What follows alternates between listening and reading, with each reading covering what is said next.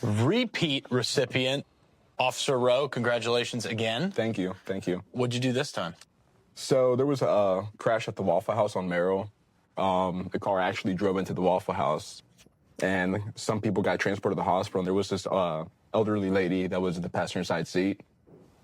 She didn't have any way to get home because she didn't have any family, and she lived all the way in Orange Park. And she couldn't, get an Uber because she probably didn't even know what Uber was. So drove her from the Waffle House on Merrill all the way to Orange Park, and yeah, it's, long ride, and just help her get back home safely. So what else been going on since last time you were here?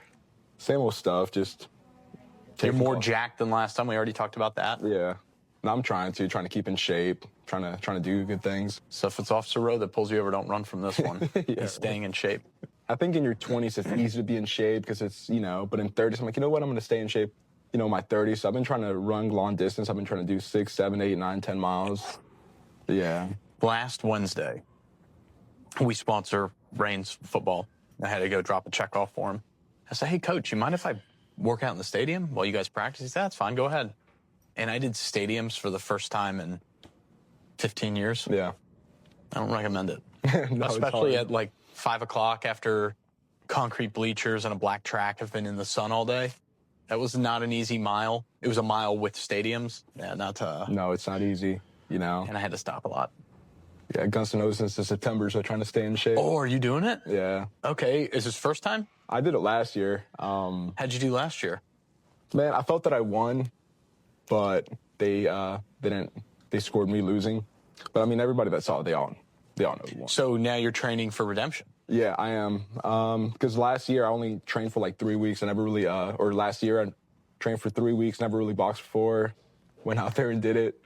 It's funny because when you're actually in there, like you truly think about what you just did. Like, wow, I'm literally going to be boxing in front of thousands of people. I'm going through the Service Award Rolodex in my head. Yeah. And I think Officer Smoot, who was a recipient 1 month, probably a couple of years ago, I think he's a boxing coach.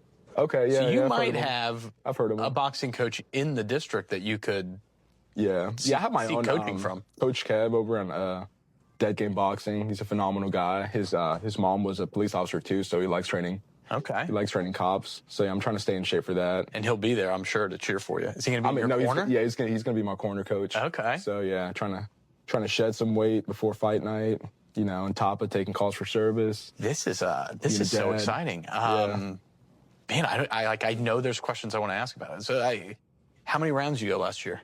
So it was just 3 rounds. It's 3 1-minute rounds. Okay. I think last year I exerted all of my energy because I was so hyped up. Oh, yeah. So this year, you kind of look back, see what you did wrong, see what you did right, just make some adjustments and, just go out there and do it again. What do you think the greatest opportunity to improve your performance this year will come from? Endurance, technique, Last year I just kind of used aggression. I'm like, you know what, if I'm aggressive enough, if I go out there and just throw punches, I'll be fine. I think this year's just with better cardio, better technique, being able to pivot, move your head more. So I don't know anything about boxing. Yeah. But I did go to Rough and Rowdy when it was in town a couple of years ago, and my buddies and I were gambling on the side.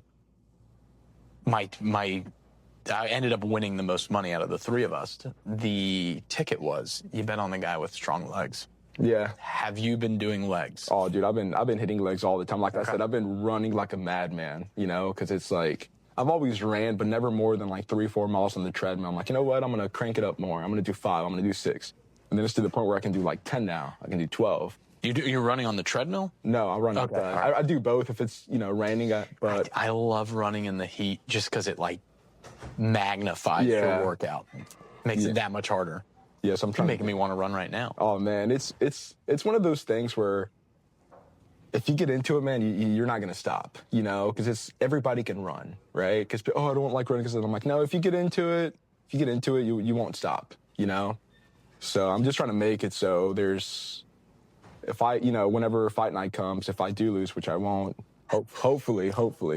Money on Officer Roe. Yeah, I want to know there's not one more single thing I could have done. I don't want to leave him like, man, maybe if I did this a little bit What more. a champion. Maybe if I did that a little bit more. So, so John Bowden, I messaged you on Facebook. Let's do it again. Check your messages, Check John. your messages, buddy. You can see the VOD on YouTube. But yeah, just also my son's going to be out there. He's 6 years old. He didn't go last year because I'm like, you know what? Don't want to lose in front of him. You know, and it's something that he's going to remember for the rest of his life. Oh, yeah. You know, like he's going to say, oh man, I remember, you know, when I was 6, my dad went out there, boxed, you know, so I'm doing a lot for him. This is in September?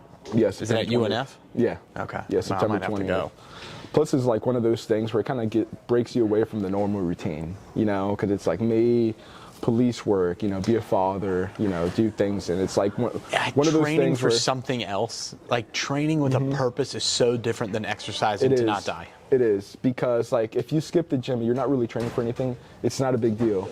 If you skip a workout and you know it's gonna, you know, you got something coming up, it's going to mess with your head. You know, you're going to have that anxiety, like maybe I shouldn't have skipped it. You're selling yourself short. You had so much good stuff to talk about. Yeah, no, it's exciting, man, because it's like, it's different. It's different from the normal routine, you know, because sometimes you need something in life that's just not normal. It's just something for yourself. Oh, yeah. Because I live for my son, I live for this job, I live for my family and my friends and stuff like that, but sometimes it's nice to be able to train for something that you enjoy, something that you're passionate about. You know, so. I have to work out with other people, so I want to be known as the person that if I don't show up, something must be terribly wrong. Yeah. That's the type of person I like to be. And at the gym, I mean, it's like, if I'm not there, they're like, where is he? Is he okay? If you do it for 21, it's like I read something. If you do it for like 21 days straight, if you go there every single day, it'll become a routine, right? Like before you leave the house every morning, like you brush your teeth, right? Right. And it's like, people don't ask you, it's like, did you brush your teeth? Because they know that you did, you know? And it's like, you know that you did. The gym has to become one of those things where it becomes like a thoughtless task.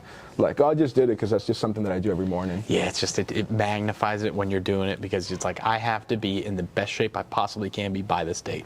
Yeah. Or I will let my coworkers down, my son down, myself down. Exactly. And it's like, I try to put pressure on myself because it's like, I feel like that's truly the best way to do it. And it's like, I don't want to slack in the slightest regard, because then I'm going to, you know, if I do lose or if it doesn't go my way, it's going to be like, it's because I don't work hard enough. I'm like, you know what, I'm going to give it everything I got, work as hard as I possibly can. Every excuse leading up to it. Yeah, because a lot of people's like, oh, I don't want to do it because it's, you know, we work 12-hour shifts and you could get hurt or you could do this. I'm like, well, then don't. Yeah, don't do it. You know? So it's one of those things I just want to do because I want my son to remember it, you know? I want my son to have that picture ingrained in his head. Oh, Dad's Superman. That Dad's Superman. Yeah. You know? Oh, same way. Imperfect man can do some, you know, pretty great things too. So. Another one for you. Thank you. Thank you. Thanks for coming by. Thanks for taking care of us. Thank you, man.